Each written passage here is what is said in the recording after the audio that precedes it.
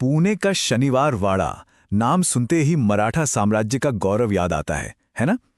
लेकिन इसकी ऊंची दीवारों के पीछे सिर्फ इतिहास ही नहीं, बल्कि कुछ बहुत ही गहरे और अंधेरे राज भी दफन हैं।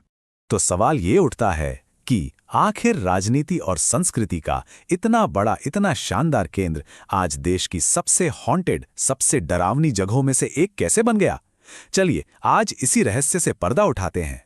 पता है, कहते हैं कि आज भी उस किले की दीवारों से एक दर्दनाक चीख गूंजती है, काका मालावाचवा। आखिर किसकी है ये चीख और क्यों ये आज भी वहां सुनाई देती है? यही तो इस पूरी कहानी का दिल है। लेकिन इस डरावनी कहानी को समझने के लिए हमें पहले वक्त में पीछे जाना होगा, उसके शानदार अतीत में। एक ऐसा दौर जब शनिवार वाड़ा ताकत, कल्चर और प्यार का प्रतीक हुआ करता था।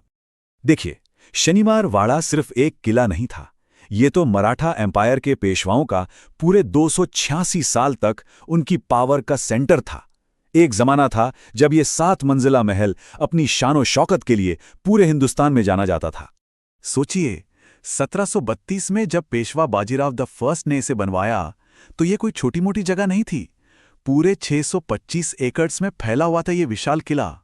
ये सिर्फ उनका घर नहीं था, ये उनकी ताकत, उनके रुतबे का सिंबल था। पर पॉलिटिक्स से हटकर इस किले की एक और पहचान थी। ये पेशवा बाजीराव द फर्स्ट और उनकी पत्नी काशी के लिए उनके प्यार का आशियाना भी था। उन्होंने इसे अपनी शादी के ठीक बाद बनवाया था।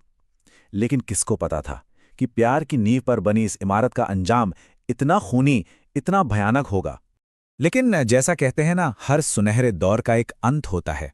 बाजीराव के बाद इसी किले ने परिवार के अंदर की कड़वाहट, धोखा और गद्दी के लिए एक ऐसी भयानक साजिश देखी जिसने सब कुछ बदल दिया। तो हुआ ये कि बाजीराव के बाद गद्दी का मामला थोड़ा कॉम्प्लिकेटेड हो गया। पहले उनके बेटे नाना साहेब पेशवा बने, फिर उनके पोते विश्वास राव। अब इससे बाजीराव के दूसरे बेटे रघुनाथ राव खुश नहीं थे, उन्हें भी गद्दी चाहिए थी। और जब पानीपत की लड़ाई में विश्वास राव की मौत हो गई तो उनके सिर्फ 17 साल के छोटे भाई नारायण राव को अगला पेशवा बना दिया गया। बस यहीं से परिवार की ये दरार और भी गहरी हो गई। तो अब सीन क्या था? एक टीनेजर नारायण राव पेशवा की गद्दी पर बैठा था और उनका लालची चाचा रघुनाथ राव उनके नाम पर राजकाज चला रहा था। पावर का ये जो इम्बैलेंस था बस वही उस भयानक साजिश की असली जड़ बना। और इस साजिश के पीछे दिमाग था रघुनाथ राव की पत्नी आनंदीबाई का।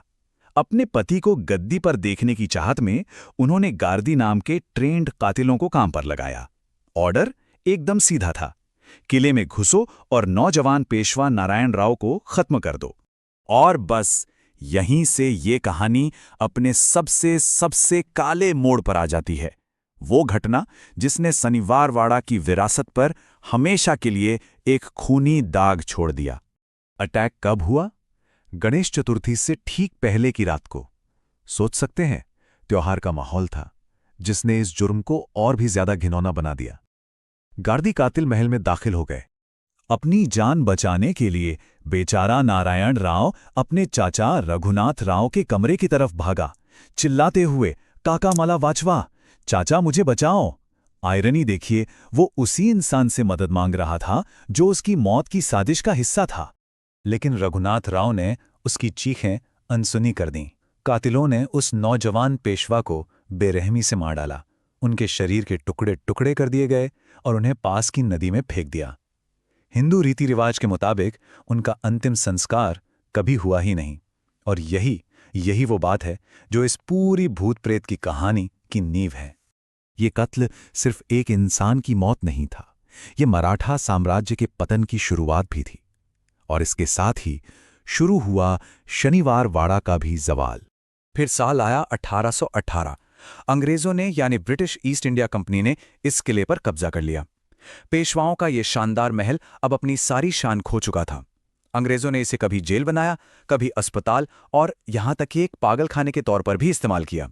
तो सोचिए, जो कभी 7 मंजिला महल था, कल्चर का हब था, वहां अब सिर्फ भारी भरकम दीवारें और जमीन में दबी हुई नींवें बची हैं। एक ताकतवर साम्राज्य का गढ़ अब बस एक खोखला ढांचा बनकर रह गया था। और जो थोड़ा बहुत कुछ बचा भी था वो 1828 में लगी एक भयानक आग में जलकर राख हो गया। और ये आग कोई मामूली आग नहीं थी। पूरे 7 दिनों तक ये किला जलता रहा, जब तक कि शानदार महल लगभग पूरी तरह से राख में नहीं बदल गया।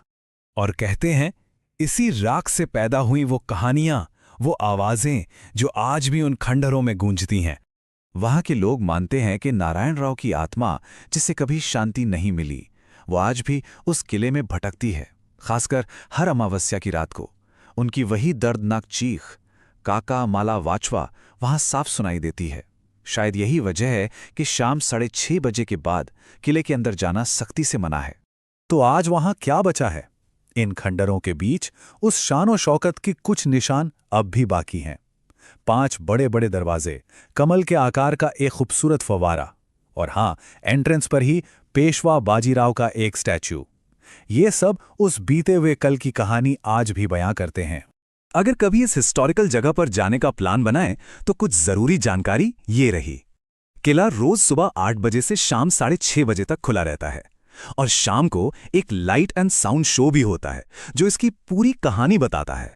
तो आखिर में बस एक सवाल मन में आता है, जब कोई जगह इतनी शान शौकत और इतनी बेरहमी दोनों एक साथ देखती है, तो क्या वहां हुई घटनाएं सिर्फ कहानियां बनकर रह जाती हैं, या फिर वो उन पत्थरों का, उस जगह की रूह का हिस्सा बन जाती हैं? शायद शनिवार वाड़ा की दीवारें इसी सवाल का जवाब हैं।